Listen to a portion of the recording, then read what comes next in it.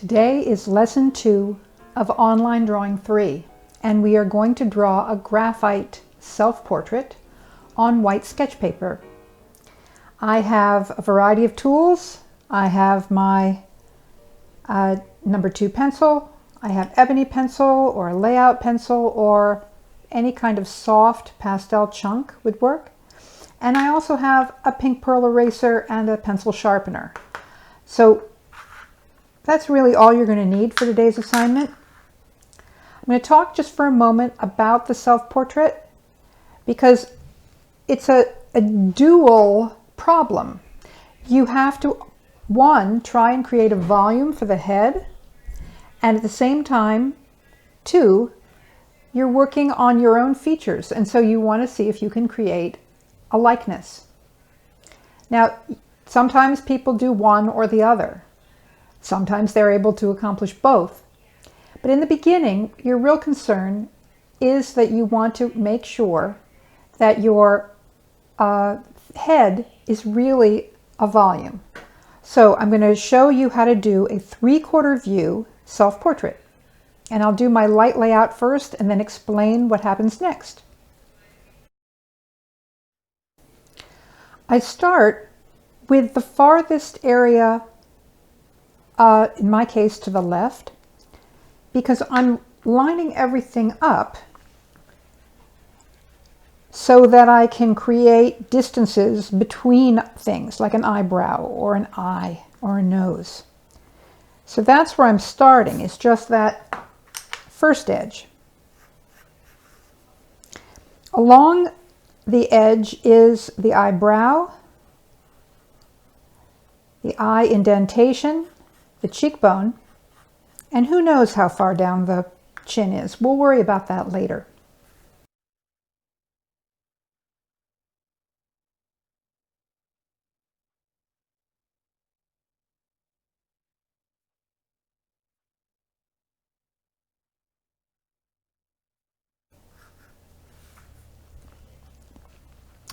The most important thing in terms of a likeness is that you get the eye, nose, mouth arrangement correctly.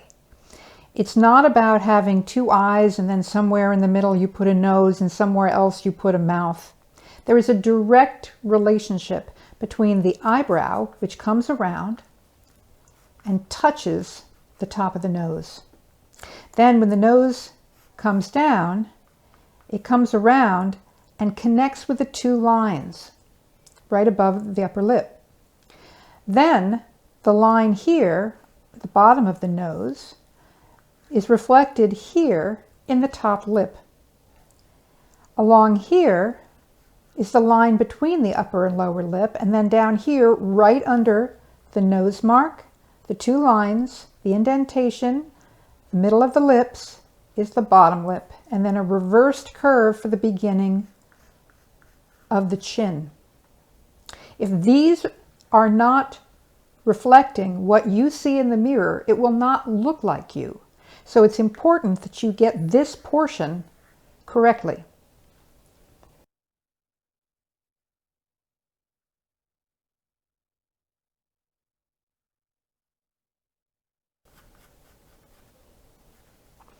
The reason I did not finish the mouth all the way to the left and right is because I need to know where the eyes are, and I drop my line down from the pupil, and that's how far I bring out the mouth.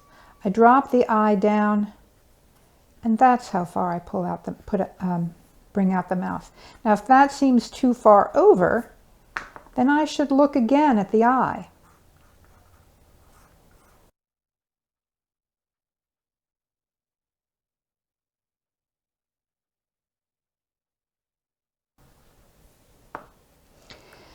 At this stage, I can actually imagine where my chin is going to be, because it's got to be a circle right underneath my lips. My lower lip curves this way, my chin curves this way, and this will be the end of my face.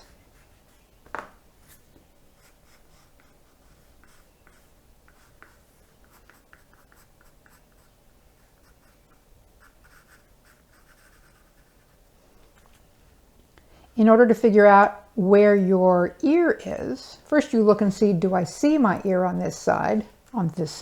And I do not.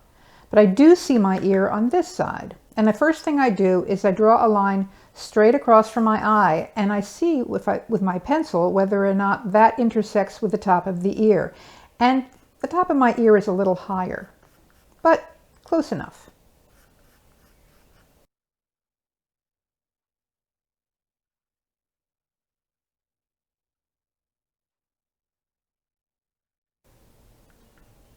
My hairline begins right over here. Because of the way I'm wearing my hair, there's going to be lines that pull back across my forehead, but your hair will look different.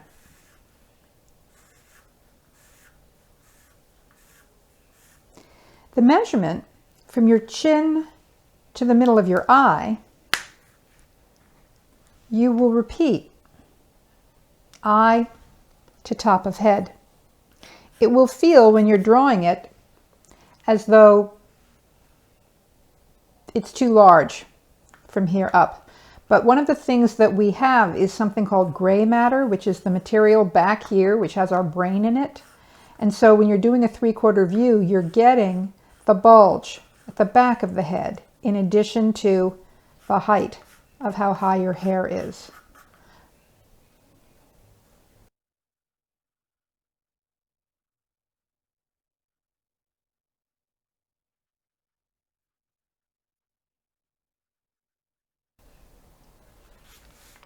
When you're drawing your neck, you may have to lift your hair and see how it comes out of the ear lobe.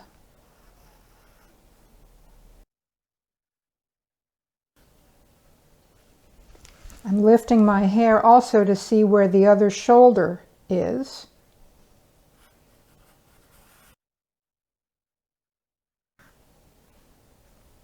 Usually there's a high shoulder and a low shoulder. So this is my high shoulder.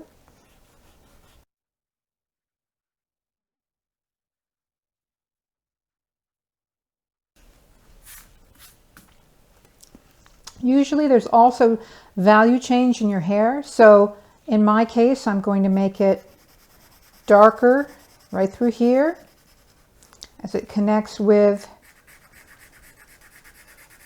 my shirt collar. Similarly, my shirt collar over here gets dark as it goes down, like that. And there'll be darkness over here around my hair.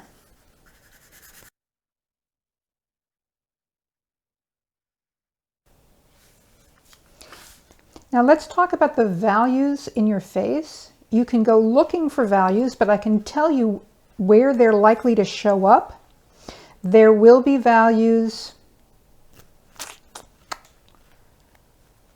right here underneath the hair.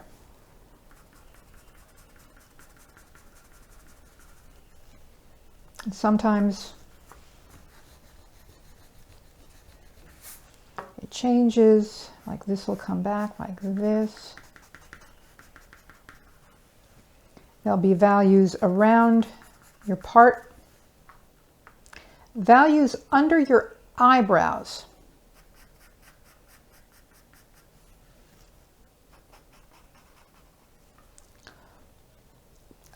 There is like a shelf happening under your eyebrow, under the edges of your hair, under your nose.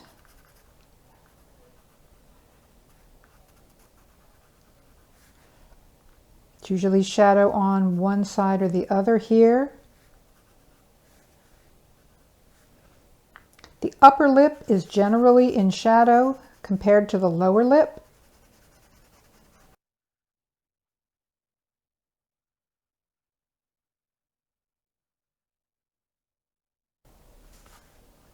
The eyes are usually at eye distance apart.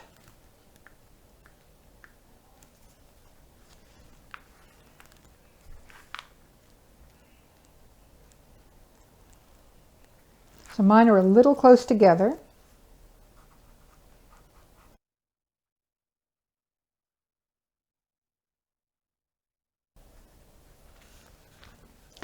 Other places to look for shadows would be your cheekbones.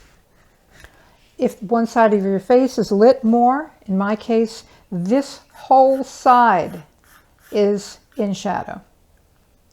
But your face will be lit probably differently than mine.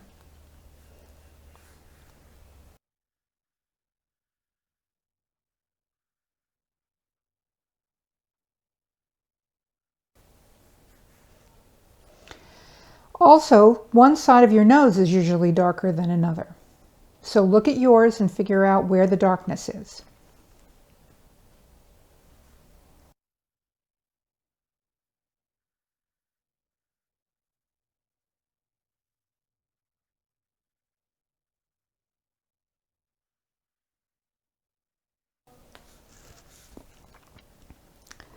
When I look for the shadow under my nose, it's usually a little lower than you think it's going to be.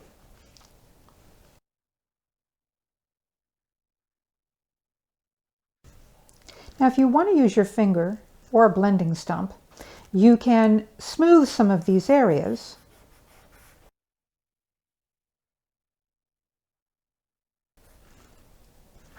You can use your ebony pencil for areas that you want to get particularly dark.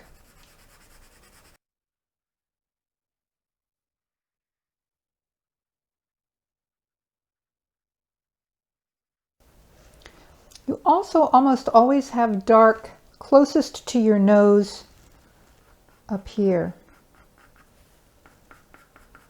Again, you can smooth it, but you also have the dark brow. So if you haven't emphasized it yet, do that also.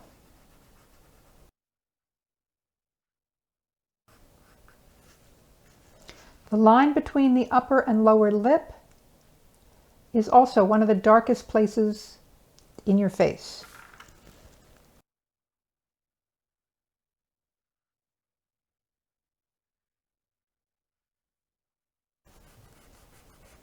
What you want is for people to look at the face. The hair is extraneous and can be a distraction sometimes from the face. And so you want to simplify the hair with values at the end.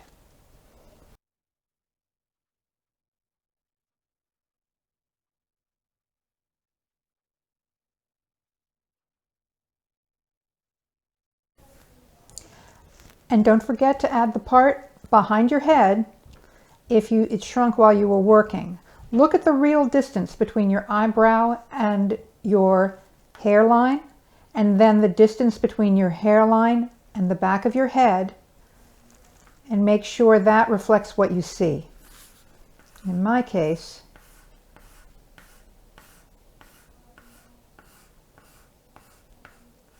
it comes all the way to there. If you want to, you can also add background. Especially if you have light hair, it can make your hair come forward. But you don't have to add background everywhere.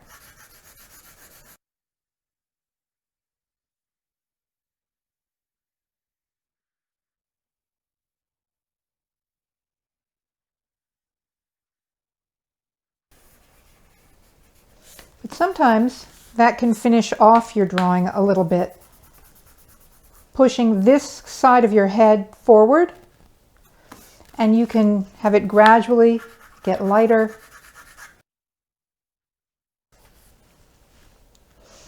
Once you've put the background down, then you look at your hair again and see if there's anywhere that you would need there to be a little bit more value.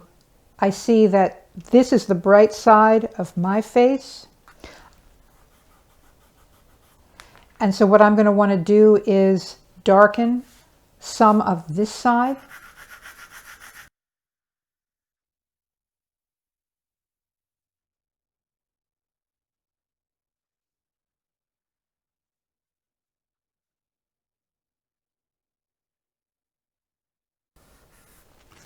All right, so you get the idea. Take some time and set up your mirror in a way that you don't have to move your head very much in order to look down at your paper. And at your mirror. That way you get the opportunity to look at both at one time without changing your head position too much. Have fun!